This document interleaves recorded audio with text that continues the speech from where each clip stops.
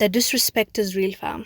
A Ukrainian presidential advisor just called our leaders, which are the African leaders, the ones that traveled all the way to Europe to have this peace talk, he called them idiots, basically. Not necessarily quote unquote, but I'll read for you the exact quote. But in so many words, he literally called them dumb. Like that's my interpretation of it. But you let me know if you think I am not telling the truth, okay? This is exactly what he said. First of all, let me tell you who he is. His name is Mikhailo Podolyak.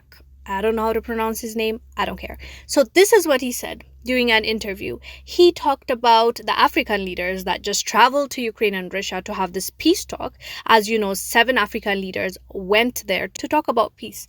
And this is what Podolyak said as a response to their travel.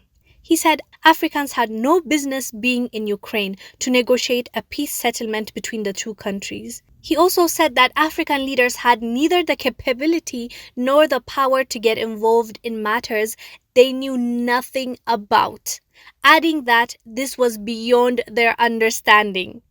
Fam. Like, let that sink in, fam.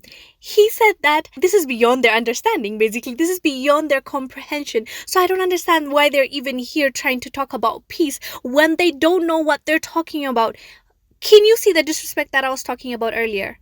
Do you understand why I called it a disrespect? And finally, he said he rejects their proposal. That's what he said. And he also insinuated that they were there to beg for food, which is nonsense. Like, if you have noticed, the African leaders these days, and especially the ones that travel, including, Cyril Ramaphosa, he was part of that team that traveled there, the delegation. Also in that team, the other leaders that were part of this peace talk, from Senegal, President Macky Sall, President Hichilema from Zambia, President Azali from Comoros, and representatives from Egypt, Congo, and Uganda. So, as you know, most of these countries stayed neutral for the UN Security Council voting. And Ukraine already knows that. And actually, he also mentioned that they're just trying to support Putin and stuff. Like, my thing is, okay, hear me out, fam. In the first place, why are you traveling all the way to Eastern Europe to solve somebody else's problem when there's an active war in Sudan right now as we speak? How come you're not in Sudan trying to solve things? How come you're not sitting down the paramilitary and the military government, asking them to have a talk? Asking them to stop this conflict because it's hurting the Sudanese people, which are African people? Why must you go and embarrass yourself and as a result embarrass us? This is a bad representation of what Africans are trying to do right now. And fam, also in case you missed it, the delegation of the South African President Cyril Ramaphosa, when they landed in Poland, they were held like he was traveling without his security team because Poland held their plane for 24 hours, claiming that there's no documentation, there's this and that.